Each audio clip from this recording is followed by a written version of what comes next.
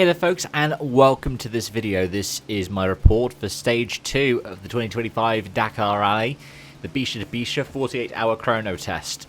And I'm going to try and condense the 947 kilometers and 2 days of action into hopefully a few minutes. We will go through each of the categories and then do a bit of a preview for tomorrow, because I've just checked the Dakar's own report on this and there was something that I'd missed. But before we get into that, this stage in Dakar history, the 48-hour chrono of 2025, has made Dakar history. Supposedly, it's the first stage in the history of the Dakar where the 2-wheel and 4-wheel classes have completely different routes. We're talking starting and ending in different places and deviating the entire way. The overlapping points, so those checkpoints that the different runners, riders and drivers got to, were similar. But the start and end points were different and the routes were completely different. The reason why they did that was for being able to focus on the competition. Typically, when you share a route, the drivers have to look out for the riders and the riders have to look out for the drivers to avoid any collisions. Something we'll be talking about later on. But yeah, a first in Dakar history apparently. And let's start off with the bikes. Chucky Sanders has become the first rider in 8 years. I think they said Jon Bereda was the last to do this, to win 3 stages in a row. Won the prologue and won the first 2 designated stages for the 2025 Dakar. That means that he obviously leads the way in class. The top 3 was rounded out by 2 Hondas, Skylar Howes and Chrono, with Van Beveren in 4th and Ross Branch in 5th even. The highest KTM was Benavidez in 6th.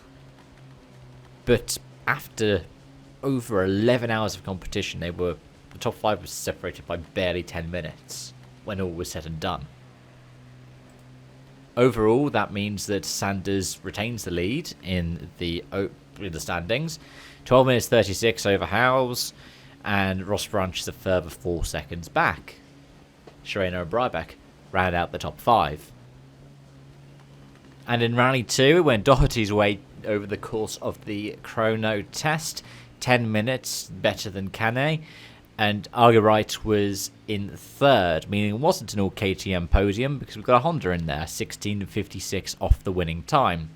However, in the overall standings, Canet still wins by 4 minutes 9 over Doherty, and Ebster is still in 3rd, 8 minutes 4 behind the leader, with Dovez in 4th place, meaning it's KTM 1 through 4. He's 27 minutes behind the lead. In the ultimate class, and it was a top 4 lockout for Toyota. Overdrive took 1st through 3rd. Rokas Bachuska picking up his first ultimate scratch. The T3 reigning champion making a successful graduation into T1. With Al-Raji 2 minutes 43 behind the Lithuanian, and Jakopina in 3rd, 6 minutes 23 back. Henk Latigan 4th, 6 minutes 59 back. But it wasn't all Toyota's way today, because whilst you do also then see that Price and Sunderland were in 9th and Vanegas was in 10th, only 25 minutes off the winning time, there were issues for 2 of their drivers, 2 of arguably their bigger names, Variawa and De Villiers, because they crashed into each other.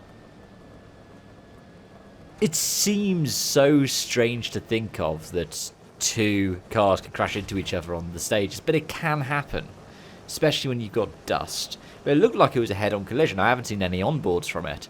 Variawa lost 8 hours over the course of the chrono, and De Villiers lost 2. But it wasn't just them that struggled. We saw 2 Fords roll over the course of the chrono. In the first half, it was Carlos Sainz who, whilst he was alright in the second half today, lost an hour and a half in total across the 2 days. And then today, in the stage, it was Nani Roma, who, from what I've seen, got given a nominal time of 52 hours, which is rotten luck. Other drivers that struggled included Cristina Gutierrez, who is showing up in my standings as 47 hours. And then the likes of Krotov as well have got a similar kind of time loss. Demayview has lost 2 hours 42.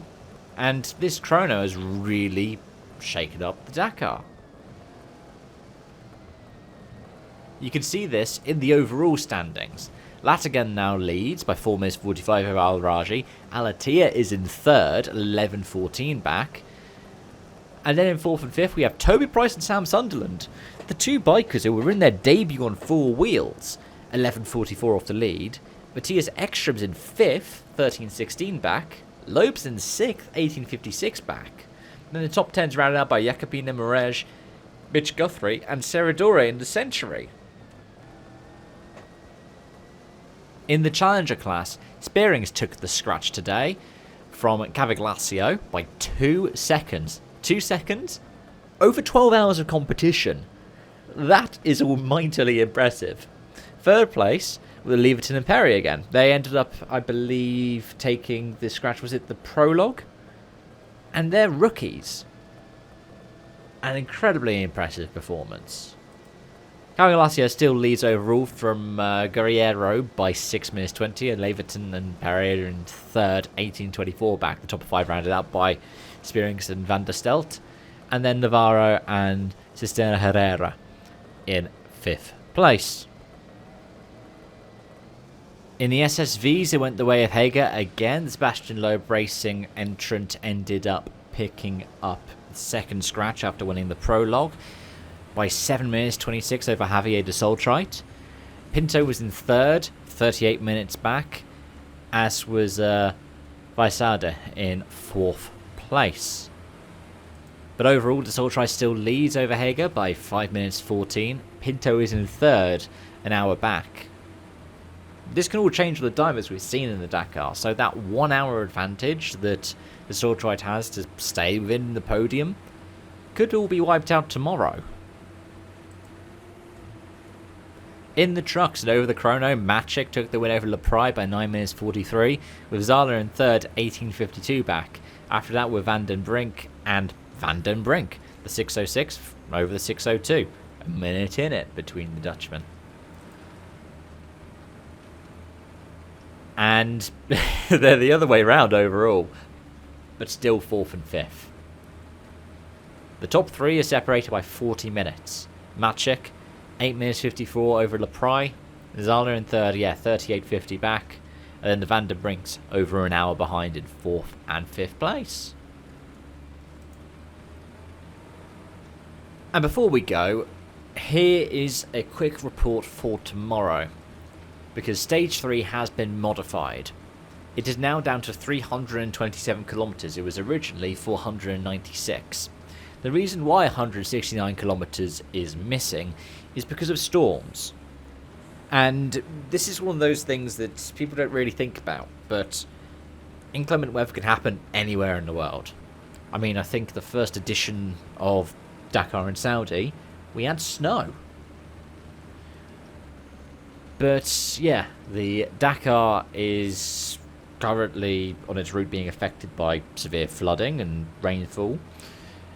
And as a result, despite the fact that the timings are staying the same for Stage 3, they have taken about a third of the route off. Thank you for watching and joining. I hope that you have enjoyed watching this video. And please let me know your thoughts in the comment section down below. I decided to change it up a bit and do the bikes before doing the cars, because I usually go with the cars first. But yeah, if you've enjoyed this, do let me know, and I hope you'll stick around. We'll have reports at the end of every Dakar stage, as well as other little bits and pieces from the world of motorsport. Until next time, it's bye-bye for now.